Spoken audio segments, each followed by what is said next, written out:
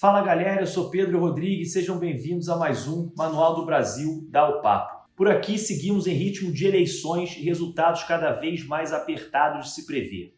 No mundo, as economias globais vêm sofrendo com a alta da inflação, causada principalmente com resquícios ainda econômicos da pandemia e pela guerra entre a Rússia e a Ucrânia. Mas além de todos esses abalos nas economias globais, a Europa vive um problema ainda mais grave: a escalada vertiginosa do preço da energia, risco de racionamento, risco de falta de energia e logo nesse momento tão perto do inverno. Mas o que será que aconteceu? Como os europeus foram parar nessa situação? Qual é a saída? Antes da gente falar sobre esse assunto, se é a sua primeira vez aqui no nosso canal, não esquece de se inscrever apertando esse botão vermelho aqui embaixo. Não deixe de apertar o sininho para você ser notificado de novos vídeos, de deixar o seu like e o seu comentário. Há alguns anos, o mundo ocidental vem imprimindo grande esforço para enfrentar os efeitos das mudanças climáticas. Os países assinaram o Acordo de Paris e se comprometeram a zerar os 51 bilhões de toneladas de gás carbônicos emitidos na atmosfera até 2050 e começaram a implementar esse difícil desafio. Existem vários emissores de gás carbônico na atmosfera: os animais, a produção de aço, cimento, ou seja, a construção e crescimento das cidades são grandes poluidores. Porém, o mundo resolveu começar pelos combustíveis fósseis, na busca por substitutos, tanto no transporte quanto na geração de eletricidade. Esse processo foi muito acelerado, os combustíveis fósseis demonizados, e parecia que a única resposta para a salvação do planeta era a construção de torres eólicas, fazendas solares ou carros elétricos. Acontece que a vida não é tão simples, muito menos a matriz elétrica de um país.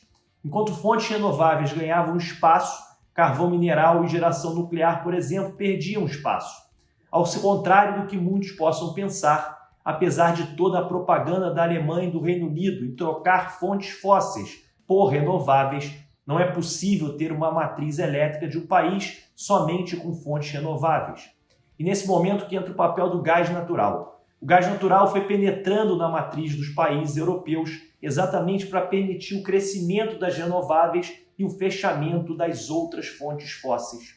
Mas, apesar da estratégia estar funcionando, o desejo irresponsável dos europeus de limpar sua matriz os colocou numa sinuca de bico dada pelos russos.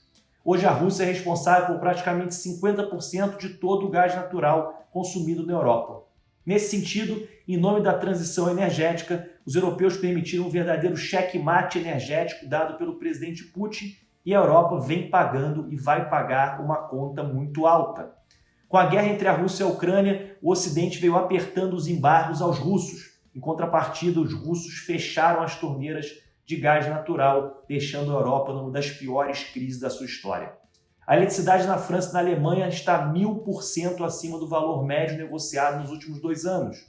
No Reino Unido, a primeira-ministra Liz Truss anunciou o congelamento das contas de energia residenciais na última semana. Além disso, há perigo de desabastecimento e os países da comunidade europeia estão tomando medidas de racionamento. A França, em Paris, vão desligar a Torre Eiffel para economizar energia, sem falar em toda a indústria que já vem em seus horizontes prejuízos incalculáveis. A Europa está numa situação bem complicada quando o assunto é segurança energética. Mas como eles chegaram até aqui? Na minha opinião, um mix de planejamento errado, acelerando demais a transição e demonizando demais os combustíveis fósseis, misturado com inocência, acreditando que os russos seriam parceiros comerciais eternos e apostando todas as fichas nesse único player e fornecedor complicado de combustível, nesse caso o gás natural vindo da Rússia. Como a Europa vai sair dessa? No curto prazo é rezando, para o inverno não ser tão rigoroso, a população colaborar e as políticas públicas adotadas funcionarem. No médio e longo prazo, os europeus precisam buscar outras saídas, outros fornecedores e pensar mais na segurança energética. Demonizar o petróleo foi e é um erro. As mudanças climáticas existem, mas não existe nenhuma bala de prata. Diminuir as emissões de gases do efeito estufa passa por uma análise racional da realidade e não uma análise apaixonada e ideológica. Muito obrigado e até o nosso próximo vídeo.